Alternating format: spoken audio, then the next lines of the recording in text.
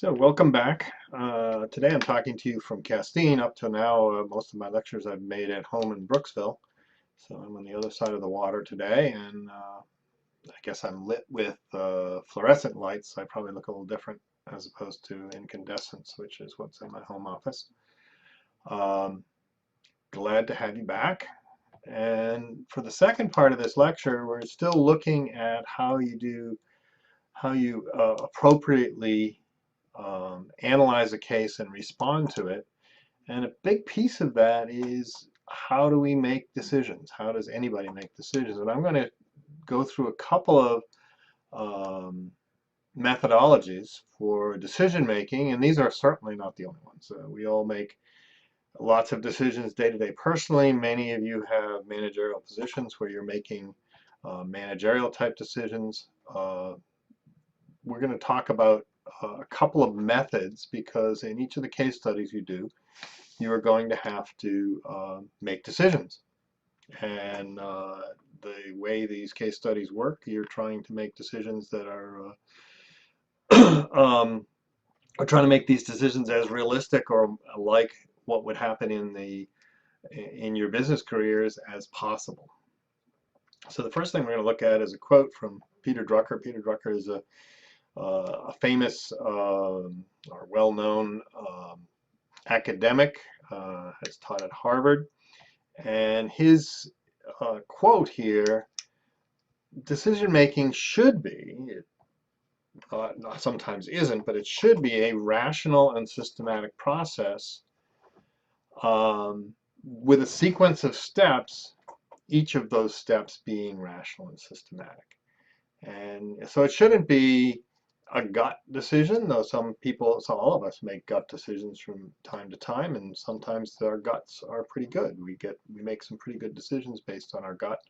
But when we're making business decisions, and especially decisions that we have to vet with other people, we have to have a process and a way to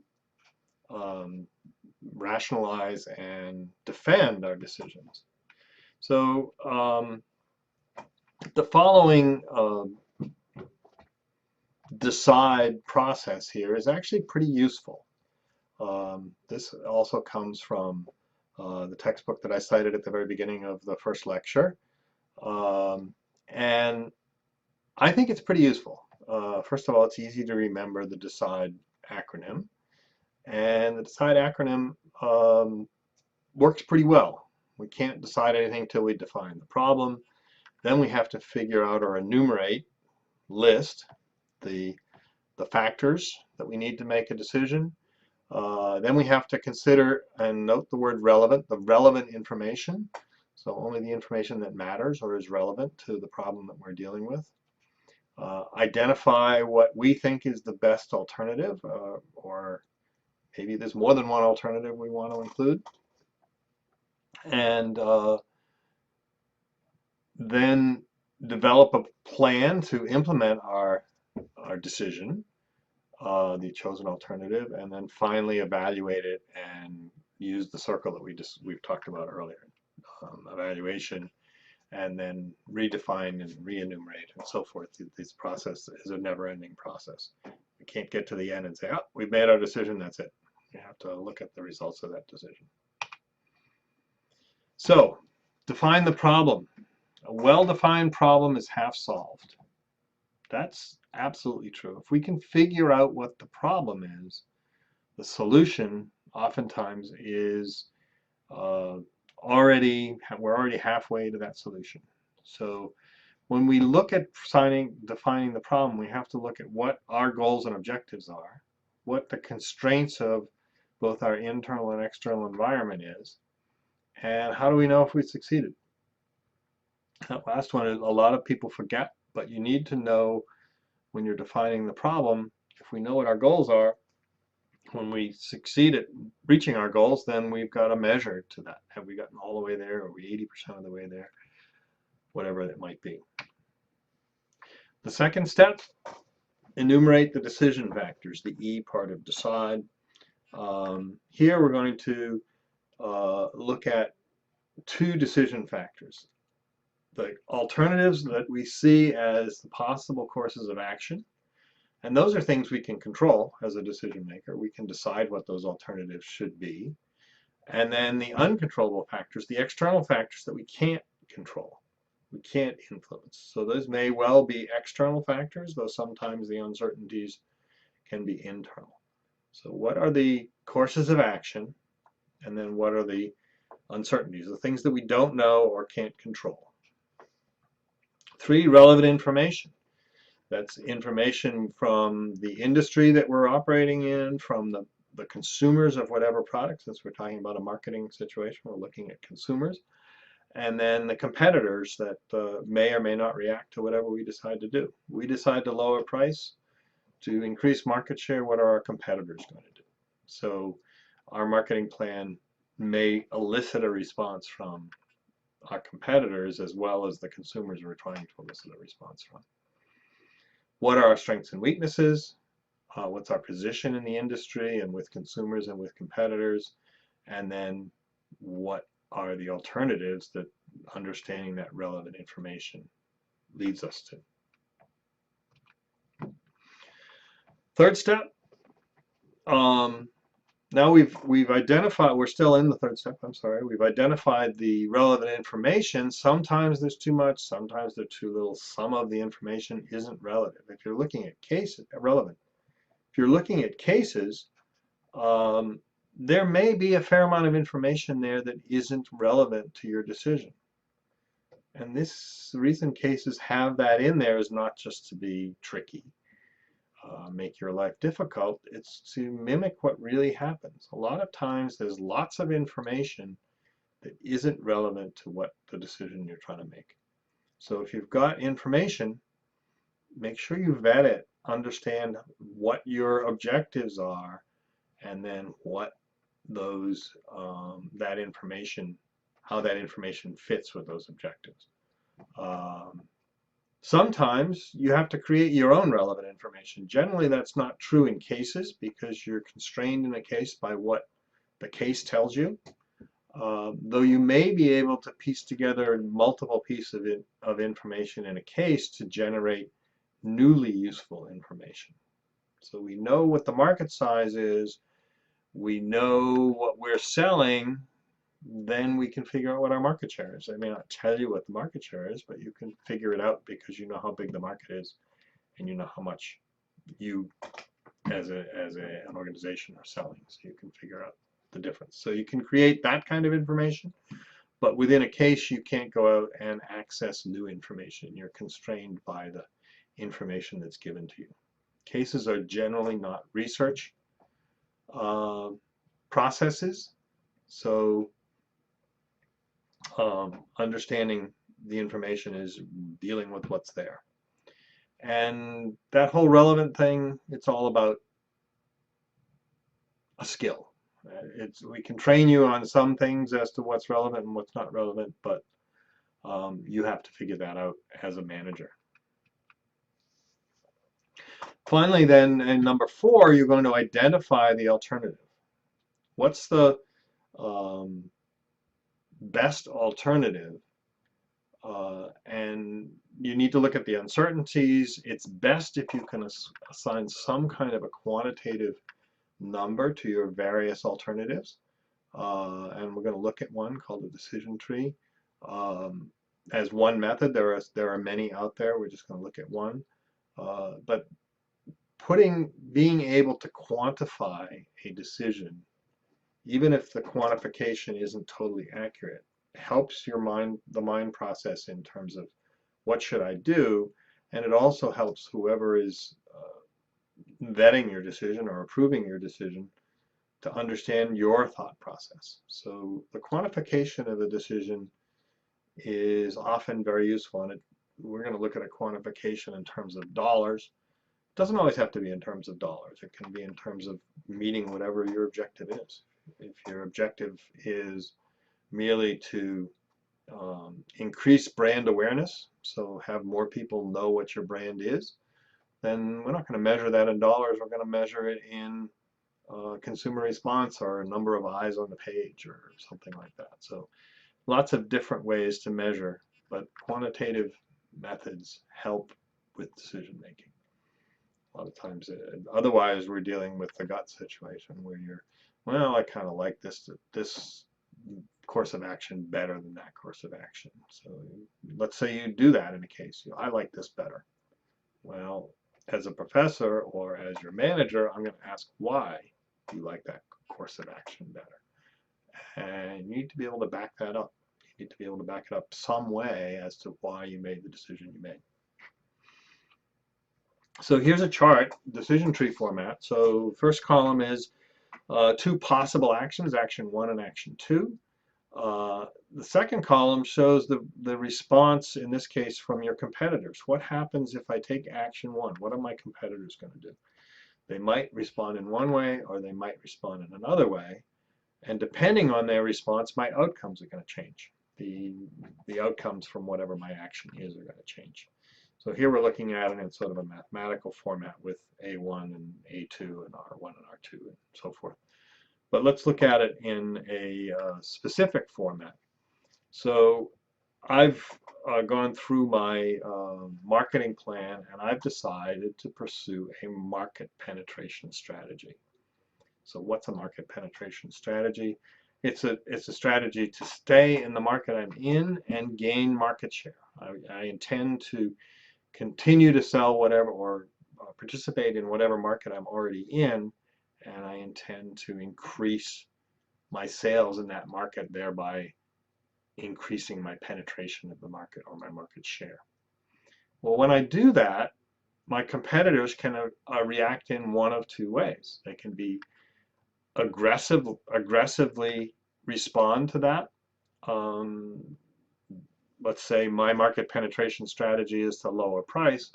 Well, an aggressive competition would be to lower price to match my price, or maybe even go to a lower price. So that response will lead to a certain outcome. If I choose a market penetration strategy and my competition doesn't respond, then there's a different outcome. So two possibilities, aggressive or passive. Now there could be 6 possibilities in response, and there could be 6 different outcomes.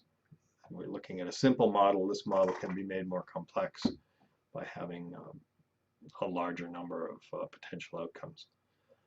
The second possibility, instead of going to a market penetration strategy, my other option is to go to a market development strategy, which means to go into new markets. So currently I'm selling my product in the US, and rather than trying to penetrate or gain a bigger market share in the US market, my marketing plan might call for me to develop the Canadian market.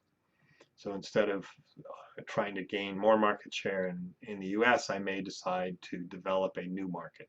And I'm using geographics. It can be all sorts of other metrics as well, but let's just use geographics. I decide that instead of getting bigger in the US, I'm going to enter a new market, Canada. And once again, 2 possibilities. The people who are already selling in Canada may respond aggressively to prevent me or to block my entrance, or they may respond passively, thereby allowing me to enter. And once again, you have 2 different outcomes.